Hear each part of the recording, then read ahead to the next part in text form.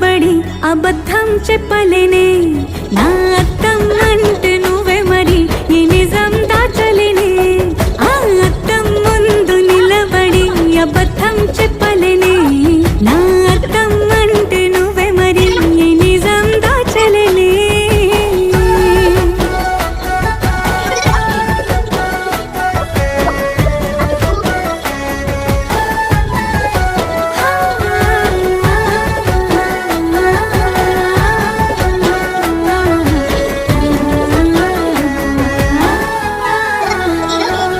నీకు నచ్చిన సంగీతం ఏంటి